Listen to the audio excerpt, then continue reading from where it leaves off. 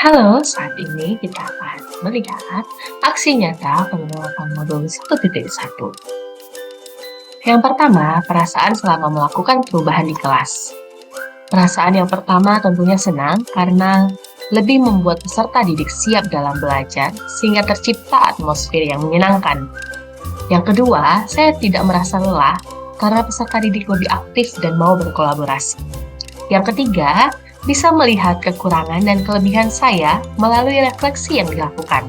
Yang keempat, saya merasa lebih dekat dengan peserta didik karena sudah mengetahui kondisi dan kebutuhan mereka dan menjadi penyemangat untuk mereka. Adapun ide atau gagasan yang timbul sepanjang proses perubahan, yang pertama adalah mengubah metode pembelajaran menjadi student center yang awalnya dari teacher center, yang kolaboratif, mandiri, dan mengajak peserta didik berpikir kritis. Yang kedua, saya mengaitkan pembelajaran dengan kehidupan sehari-hari. Adapun praktik baik yang saya laksanakan, pertama adalah perencanaan, yang kedua pelaksanaan, dan yang ketiga refleksi pembelajaran. Untuk perencanaan, saya berdiskusi dengan rekan sejawat di sini sesama guru bahasa Inggris terkait dengan kegiatan apa yang bisa diterapkan di dalam kelas. Setelah itu, saya membuat modul dan media ajar berdasarkan dari apa yang menjadi masukan rekan sejawat tadi sebelumnya. Di dalam kelas, pembelajaran dimulai dengan doa. Hal ini untuk menumbuhkan nilai religius di dalam diri peserta didik. Selanjutnya, menanyakan kondisi peserta didik juga bisa membuat kita mengetahui bagaimana kondisi mereka, apakah siap untuk belajar atau tidak. Mengingatkan kesepakatan kelas sebelum pembelajaran dimulai merupakan suatu hal yang sangat efektif sehingga peserta didik bisa mengingat, bahkan menjadi lebih disiplin dan efektif dalam pembelajaran. Ice breaking dilaksanakan Untuk memecah suasana agar menjadi lebih siap lagi untuk belajar dan peserta didik dalam kondisi yang senang. 11 plus 1. 11 plus 1. Selanjutnya memberitahu tujuan pembelajaran sehingga peserta didik bisa mengetahui hal apa yang akan dia kerjakan hari ini dan apa gunanya dia mempelajari pelajaran hari ini untuk kehidupannya sehari-hari. Sebelum melanjutkan pembelajaran berikutnya atau materi berikutnya, saya memberikan kilas balik untuk pembelajaran sebelumnya sehingga mereka bisa mengoneksikan materi sebelumnya dengan materi di hari ini. pada penjelasan materi, saya menggunakan metode problem-based learning sehingga peserta didik bisa mengetahui apa yang menjadi permasalahan dan meminta mereka untuk berpikir kritis. Di sini, saya meminta peserta didik untuk berkolaborasi, memberikan pendapatnya. Saya juga menggunakan beberapa aplikasi seperti Quizlet, Canva untuk membantu peserta didik lebih memahami pembelajaran. Ini saya meminta mereka untuk menggunakan aplikasi ketika mengerjakan latihan soal menggunakan Quizlet. Sebagian peserta didik menggunakan handphonenya dan bagi yang tidak, mereka bisa mengerjakannya di buku tulis atau mencoba aplikasi dengan menggunakannya di laptop saya. Selanjutnya, saya membagi peserta didik dalam tugas kelompok. Dalam tugas kelompok ini diharapkan peserta didik bisa berkolaborasi dengan baik, saling bertukar pikiran dan juga pengalaman.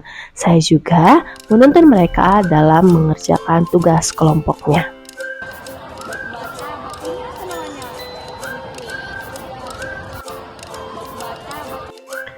Berikut ini adalah hasil pekerjaan kelompok dari peserta didik.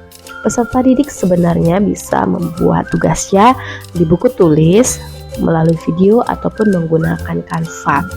Hal ini tergantung kepada minat dan juga kemampuan dari peserta didik tersebut. Setelah melaksanakan pembelajaran, di akhirnya saya melakukan refleksi. Di sini saya menanyakan bagaimana perasaan mereka selama belajar bersama saya di hari ini. Apakah saya sudah cukup membimbing dan menuntun mereka dalam pembelajaran?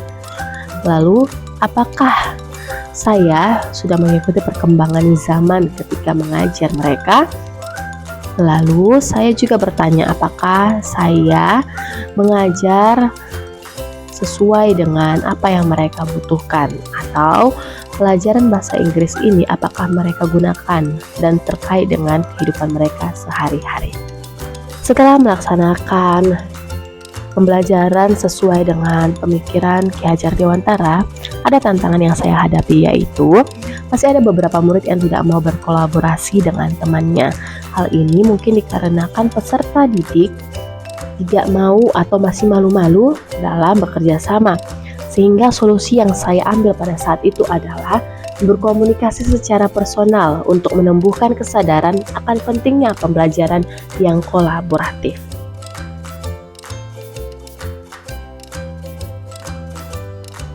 Perasaan saya ketika belajar bersama Miss Esther terasa sangat menyenangkan. Miss Esther banyak menggunakan metode-metode yang menarik saat proses belajar mengajar. Miss Esther juga sangat mengikuti perkembangan zaman karena menggunakan seperti kelas point, game-game yang ada di TikTok, konten-konten TikTok. Terus Miss Esther membimbing para siswanya dengan baik. Pelajaran yang diajarkan oleh Miss Esther juga sangat berguna di kehidupan sehari-hari. Saya merasa itu sangat berguna karena saya banyak mengetahui hal yang saya tidak ketahui sebelumnya. Menurut saya, belajar bersama dengan Miss Esther itu sangat menyenangkan dan seru karena Miss Esther itu selalu dalam pembelajaran menggunakan cara-cara pembelajaran yang sangat unik dan menarik, seperti bermain game, bermain kuis, dan terkadang juga Miss Esther menggunakan ice breaking untuk kelas menjadi semangat. Dan juga Miss Esther juga sangat membantu murid-muridnya dalam belajar, seperti mungkin ada murid-murid yang tidak mengetahui kata-kata dalam bahasa Inggris, Miss Esther membantu murid-murid tersebut. Dan juga pembelajaran bahasa Inggris ini juga sangat dibutuhkan untuk kehidupan sehari-hari dan juga sangat dibutuhkan untuk masa depan. Terima kasih. Menurut saya selama ini, menurut pengamatan saya sih, selama ini saya memperhatikan Miss Esther sebagai guru bahasa Inggris ya, sudah sangat bagus. Yang pertama-tama yang saya perhatikan itu dia kalau mengajar itu sudah mengikuti perkembangan zaman, di mana anak-anak itu bisa belajarnya itu inovatif ya, terus memakai alat peraga yang sangat memadai seperti infocus, laptop, HP dengan internet dan lain sebagainya seperti itu. Terus kemudian juga beberapa hari yang lalu kan kami sudah melakukan observasi dengan program melakukan disiplin positif mengajar terhadap anak, dengan harapan Miss Esther sebagai guru bahasa Inggris juga anak-anak supaya mereka lebih tekun melakukan disiplin positif itu di dalam kehidupan mereka sehari-hari, khusus dalam belajar. Jadi harapannya di mana disiplin positif ini nanti supaya tujuan yang di kurikulum Merdeka itu tercapai dan mereka bisa mengaplikasikan P5 selama ini yang kami laksanakan itu dalam kehidupan mereka sehari-hari begitu. Terus kemudian besar harapannya ke depan mungkin juga sama lah dengan kami sebagai guru yang lainnya. Miss Esther juga selalu menyampaikan kepada anak murid kelak supaya anak-anak itu bisa jadi pemimpin ke depannya, melebihi dari bapak ibu gurunya, karena memang ya cita-cita sebagai kami sebagai guru berharap tentu anak-anak kami itu mesti lebih hebat daripada kami semuanya. Begitupun Miss Esther saya perhatikan seperti itu.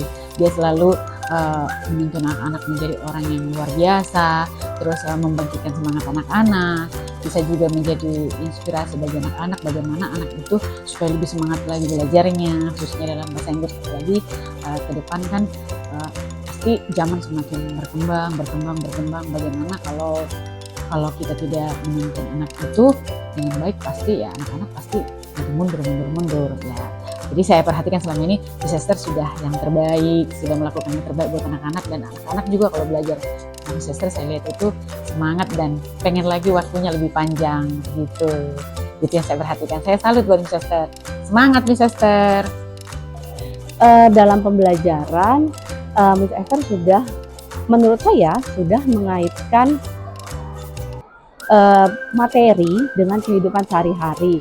Yang saya lihat pernah anak-anak diajak keluar untuk belajar secara langsung tentang materi yang saya lihat itu adalah materi comparison degree, di mana anak-anak secara langsung melihat ataupun mencari tahu dan membandingkan benda-benda yang ada di sekitar mereka.